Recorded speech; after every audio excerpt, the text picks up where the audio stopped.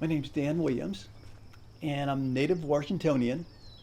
My major health setback actually started before the event, which was a sudden heart attack.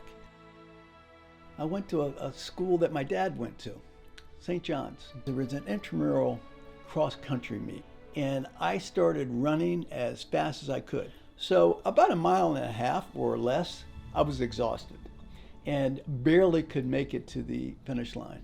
The cross-country coach and track coach was watching. He says, "You have potential, you just need coaching." So my 30s and 40s and 50s, my passion and what brought me all that joy started to fade. My eating habits were not great. I wasn't exercising. I wasn't taking care of myself until at the age of 63, I had a sudden heart attack. I had pneumonia at the time. I was on blood thinners, and I just had cardiac arrest several occasions. And my head surgeon, in consultation with my loved ones, said that he never operates on anybody with any one of those 3 conditions. And when asked why, he shared, "I have no choice."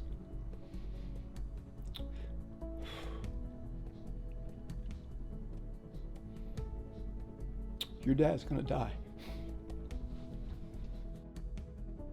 The spark that really ignited my path to running started in the ICU unit. My head surgeon said, "You've got to walk."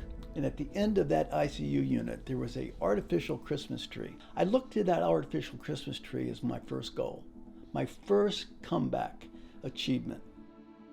You would have thought that what I just described would have been the bottom, but it wasn't. I started to find myself slipping back. And I had this voice going, "What are you doing?"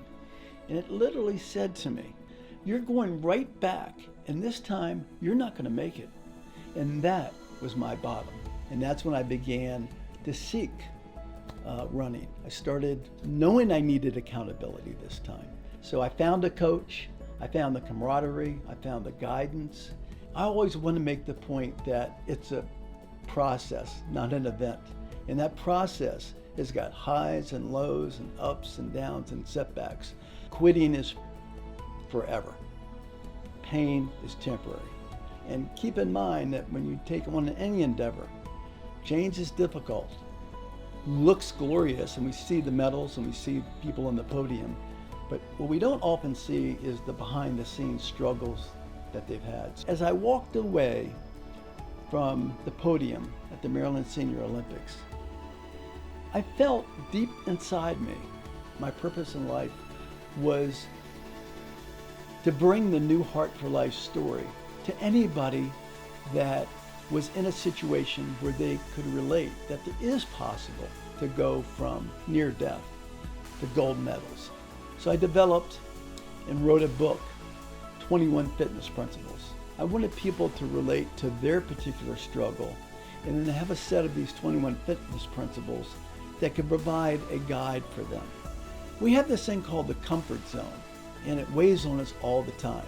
And although we may think we're motivated, it's just natural for us to kind of fall back. Tie up your shoes.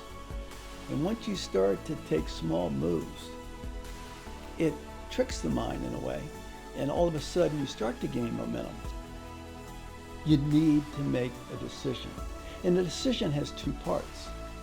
Making the decision is the first part of it, but you need to take action. You need to fulfill that decision by action. The New Heart for Life story reinforces for me that I'm on the right track. They're not thinking about Dan's story. They're thinking about how can I rediscover my new heart for life.